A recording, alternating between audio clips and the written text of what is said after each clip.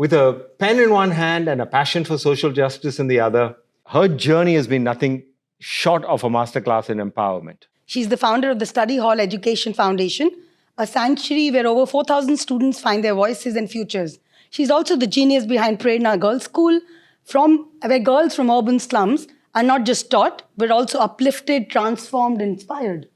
And she's also the brains behind Suraksha.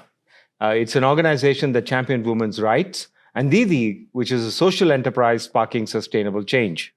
Named as one of the Asia's most influential by Tatler magazine and honored with the Astitva Samman for a remarkable work over the pandemic, Dr. Sahni is a true force of nature. Our guest for today is Dr. Urvashi Sahni. Welcome, Dr. Sahni. Thank you, Arun. Thank you for being with us, Dr. Sahni. I'd love to know a little bit about your personal journey, right? You've been through, and I was reading about this a little. It's very interesting and inspiring to see from where you came to what you're doing today. So tell us a little bit more. But first of all, thank you, Arun and Apoorva, for having me here. You asked a little about what my own personal journey, and I'm glad to share it. I come from parents who are refugees. I'm the daughter of refugees. They both came from what is now Pakistan, from Rawalpindi.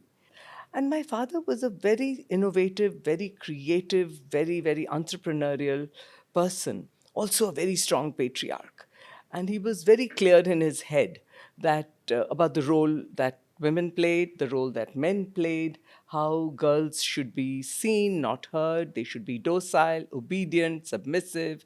Their role was to be good, obedient wives, obedient daughters, and submissive, and follow all the traditions and customs of society, even when they were discriminatory. So I finished at St. Mary's School here in Pune, and I was on top of my class. But 1 year later, after spending 1 year at a home science school, while my brothers went to engineering college and commerce and bachelor's in science, I was sent off to a home science college, even though my grades were higher than theirs. And then he found me a suitable boy, and as happens, very soon after I was married off, and I went off to Lucknow. So I don't know how I found the gumption and the courage to go find the registrar at Pune University. And I went into his office and he let me in. And I said, I'm getting married and I'm going away to Lucknow and I don't know anybody there and I want to study. So can I do my bachelor's? I'm a good student. I will study at home, but I just want to come here and give my exams. At the time, they had no policy of private studies. You know what? He said yes. I think he was just so charmed by the earnestness of this young girl who wants to study, and I'm ever grateful to him. So I would study in the mornings from 6 to 9 because my mother-in-law then woke up and expected me to be around. And I found libraries, I educated myself, and I got my bachelor's degree in 1976, where I really held it as the most prized possession because it was such an achievement, to get it. And what happened at the time that, in one way, when I look back, I'm actually grateful that I did it like that because I really engaged with the books. I studied political science, sociology, and economics. And my mind expanded in ways that it might not have had I gone to college. I would have been distracted and doing college for the sake of college, But this way I really engaged because I wanted to learn. Then I had 2 daughters. When one was born, my mother-in-law said, "Chalo, koi baat nahi, agla beta hoga." When the second was born, I was on pins and needles, ki, oh God, please let it be a boy, nahi to sab kya kahenge. And then it was a girl. I had my daughter here at KEM hospital. And I remember when the doctor told me, I just fainted. Because I was, so scared and so guilty about what will my family say. And literally, when people would come to congratulate me, they had long faces. They would come in mourning almost, chalo koi baat nahi, koi baat nahi. Till then, I got angry. And I said, hey, why is nobody celebrating my daughter's birth? And why is she not being welcomed? And they say anger is a revolutionary emotion. And for me, it was. I think that was the first stirring of a feminist rebellion, if you will. Till then, I didn't like the discrimination. I didn't like that my brothers would play cricket and I would iron clothes at home. And when I asked my mother, she would say, "Ladkiyon ke saath aise hi hota hai, so don't. Ye tumhara kaam hai." And so I accepted it. I didn't protest when I was being married off. In fact, I saw it as some sort of freedom, maybe. And then this time I got angry. But even then, by then I got myself a master's degree also. Again, by not going, but at home in the second year I did go. One day in the afternoon, I was sitting with my two daughters. They were very young, and I got a phone call from Pune, from my mother, saying कि बेटा तुम दिल्ली जल्दी चली जाओ. Your cousin, I won't take her name, that she's been burnt. वो जल गई. मैं कहा कैसे जल गई?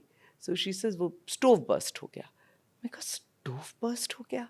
I didn't think of it even then, and I went quickly. But by the time I reached, she had died. And she gave a dying declaration that it was suicide. She had a 2-year-old daughter. She was a student of St. Mary's School in Pune and Wadia College. And fully, educated. No reason to commit. Exactly. And burn yourself with kerosene? Come. And they sort of accepted it as suicide. And my response was, this is never going to be me or anyone else I know. I went, but this was in 1982. I went back and I said, no, I have to do something. I have to do something so that it doesn't happen to someone else. I said, why couldn't she say something? Why didn't she talk to us? Why didn't she reach out to me? She was younger than me. And so I thought I'll set up a helpline. But then, other elders said, it was women, by the way. She said, no, let's set up an organization. So I founded my first organization called Suraksha in 1983. Actually in the district collector's office in Lucknow. And it was the first women's organization in UP. And that's when I started looking at education very closely. And I did Krishnamurti and Rabindranath Tagore and Aurobindo and John Dewey and all kinds of people. And then karte, I landed up in Rajghat School in Varanasi, where I met Ahalyachari. She was my mentor. She was then the director of the Krishnamurti Foundation. And she's one of the founders of the Kendriya Vidyalaya system. And she and I got into conversation. And, women inspiring the next generation, well, she inspired me. And she said, beta, ab school kholo. And I said, all right. And then in my garage, I started with 6 girls, 6 children. And at the time, it was a co-ed school. So, this consciously what you are trying to do is build this ecosystem. Apoorva and I talk often about a personal ecosystem, one that supports us with our friends and loved ones. And then we talk about an ecosystem at work that also supports this. You, through Suraksha and through your journey after that, you've gone through this ecosystem. Can you reflect a little bit about what you think are good components of an ecosystem that's healthy, that's supportive? What needs to be in it, that can sustain this? I'll tell you how I did it. I did it for myself, as I told you, by first educating myself, continuously questioning, continuously challenging norms that I felt were discriminatory, for which first I had to make that mind shift myself. And it was not easy. Every time I took a step against our cultural social norms, which I had also imbibed, which were part of it flowed in my veins. And even then, because I had already started working in the social sphere, I felt it wasn't just a personal fight, it was a social fight. How have I created that after that? In my organization, I call it the universe of care. Right? And what do I mean by that? I mean that it's a hospitable place for everyone, and especially for women. They can feel safe there. So a very important thing to do is to build that capacity to aspire, which phrase comes from a very renowned anthropologist called Appadurai.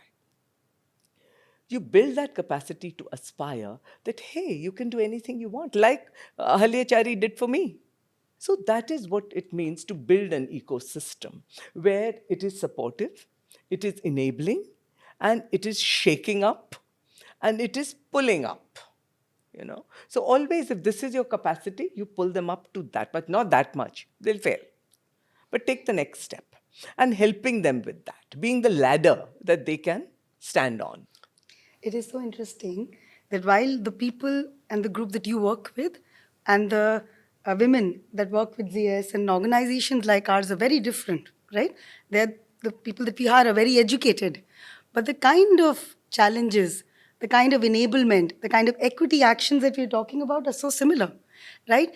It is amazing how when you talk about enablement and having a champion who can say, you can aspire, you can become the next partner in the firm, that voice always stays with you because somebody is believing in you, right? And similarly, providing longevity to them so that they can continue to grow well. So I think it just the analogy is very similar in the way that we can support them. Yeah.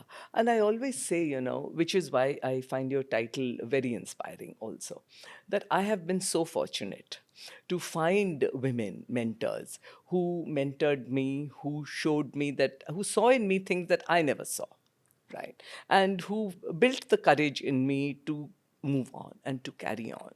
And I had lifelong relationships with them, and I'm so eternally grateful to them. And I think that if I hadn't found them, what would I have been? Where would I have been? So I think it is so important.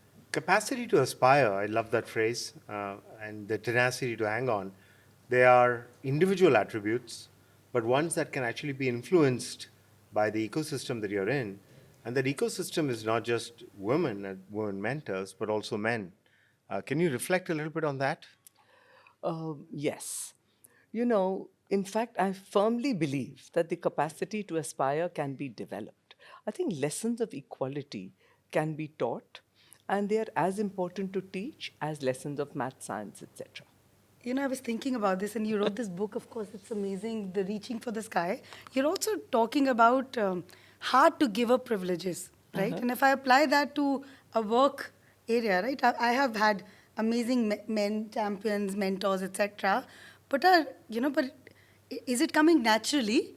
And how can we change that to bring that change in the mindset of giving up privileges, providing that championship, etc.? Could you just throw some light there? Yeah. So, that's what I meant by saying that lessons of equality can be taught. And they should be taught young. Just as you build unequal habits of the mind, you can build equal habits of the mind. Right? So, when we take very young children and we do an exercise like this, they begin to first of all see how unfair, unequal. They see that. And I'm telling you, I have not seen it to fail. Whenever I appeal to you or to you and say, don't you think what you're doing is unfair? And you see it, it's very hard for you to counter and say, no, but I'm going to keep on doing it. Even if you, inside of you, you know that you're giving up privilege, it's very hard for you to do it because we don't want to look unfair. We don't want to be unfair. Most of the time, it's because you're unaware that you're doing something. You're unaware of your privilege. And actually, research will tell you people with power and privilege are very unaware of their power and privilege. It is the people without who understand power and privilege better because they see it and they don't have it.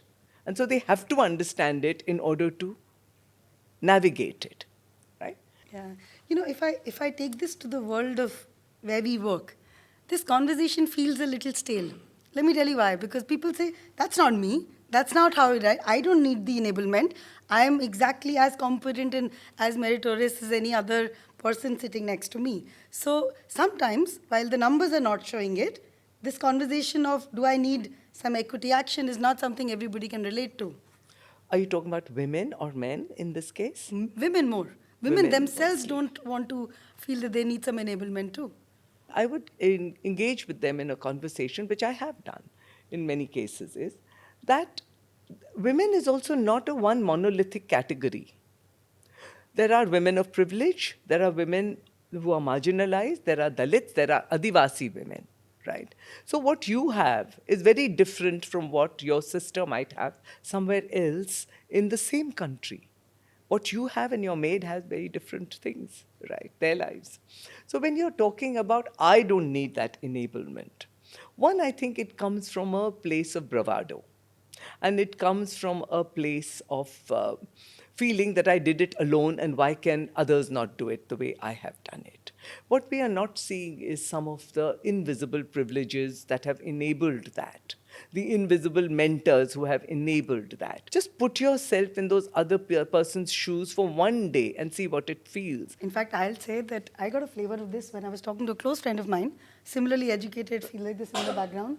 And she was telling me that every time her son falls ill, right, it's her mother who will end up saying, it's because of you, because you're working, it's not, you know. And I come in from a background where my mother's saying, it's okay, she's sick, she's taken a medicine, go work and come back.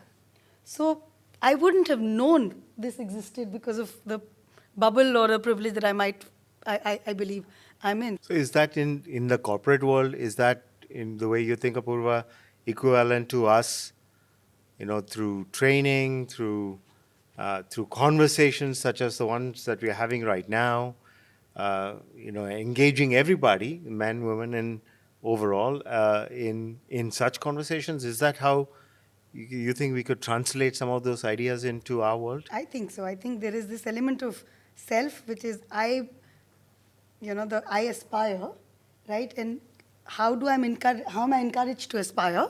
And then who's encouraging me, right? So the leaders, the champions that I build around me and the ecosystem, I think that kind of conversation would only take us to help encourage women to continue to grow. And I think an important part is longevity at workplace, right? We are very smart women. They're educated. They come in, but somewhere in the 4 or 5 years at workplace, where priorities started to change and life starts to take a different note, is where they started to rethink, is this the right place to be? And I think that's the time that we need to continue to help them to enable and define.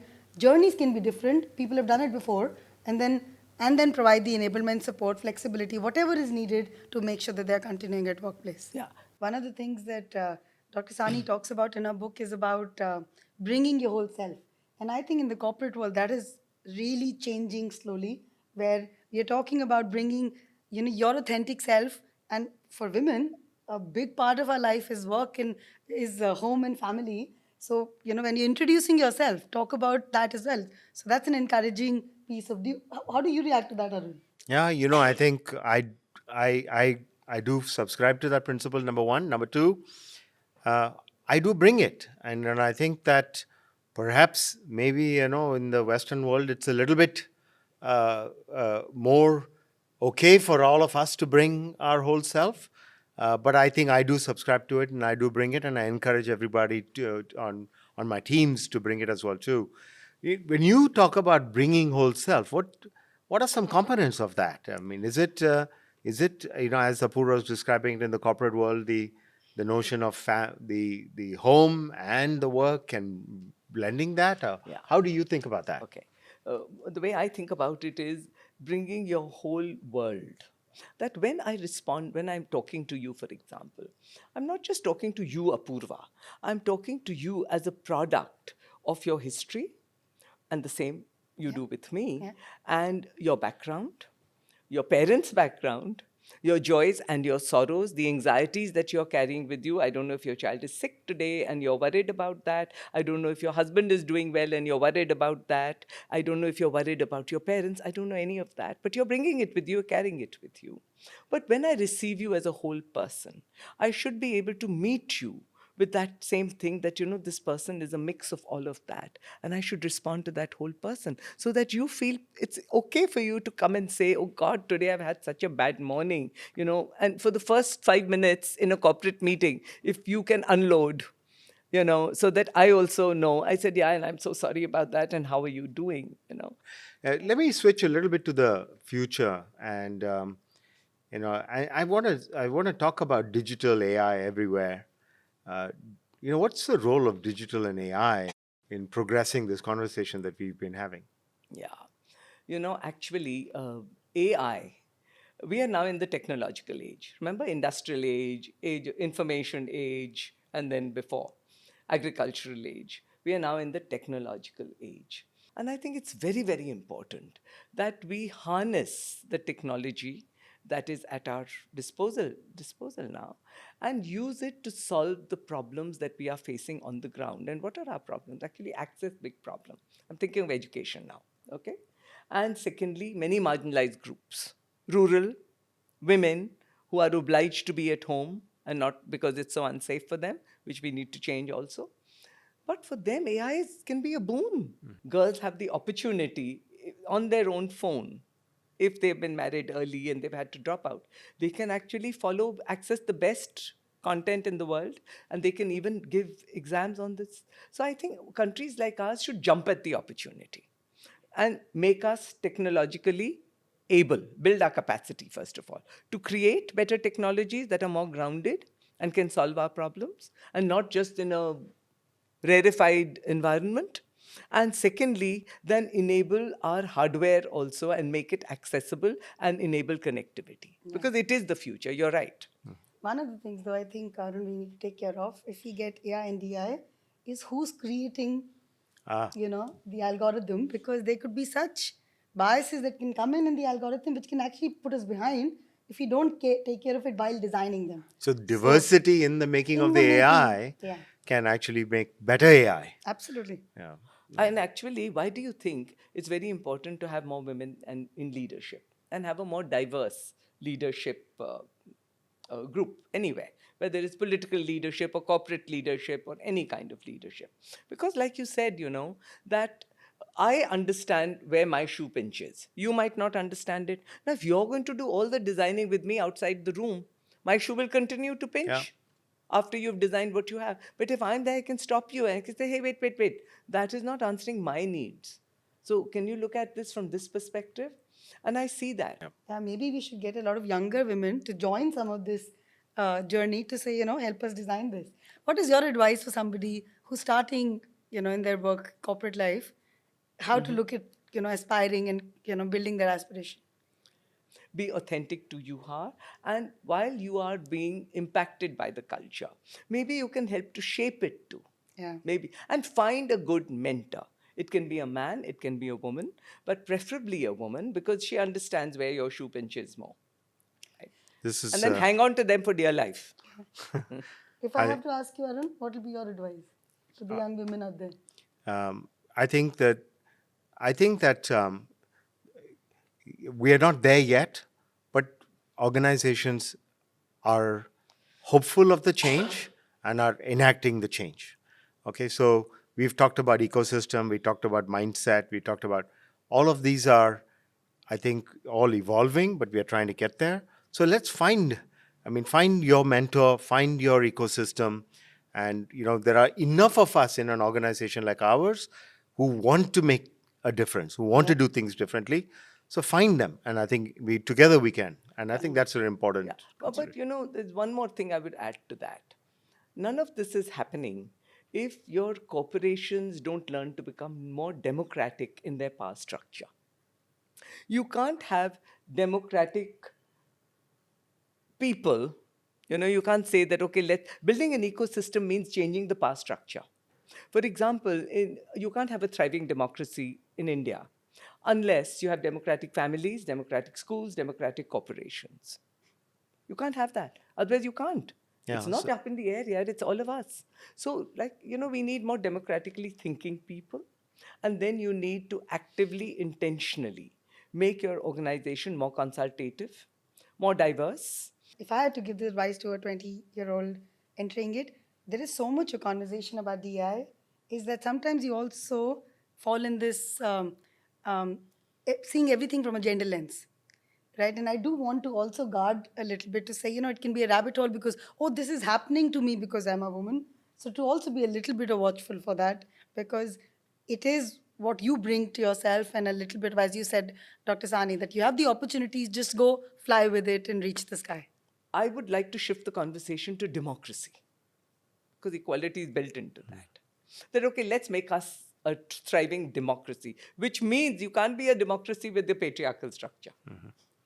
So to understand that. So I'd really like to shift the conversation to that also. That, okay, let's try and make sure that the power structure is more equitable, more equal. Dr. Sahni, thank you so much for joining us on behalf of Apoorva and myself. It's an absolute pleasure. Lots of insights, but I'll perhaps highlight two. Not surprisingly, one that's personal to me is this notion of this unearned privileges. And I think I told myself I gotta understand what my unknown privileges are and appreciate it, because I think that'll make for a better me.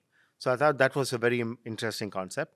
I think the second thing is this notion of capacity to aspire. I know it wasn't your phrase, but I think it was some Apudarai's phrase.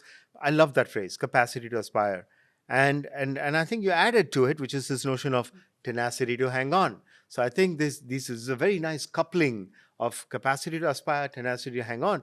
And I think the interesting takeaway for me on that one was it's not just an individual thing, but it can actually be influenced by somebody. I have a capacity to aspire, but Apoorva can actually enable me to aspire more, increase my capacity.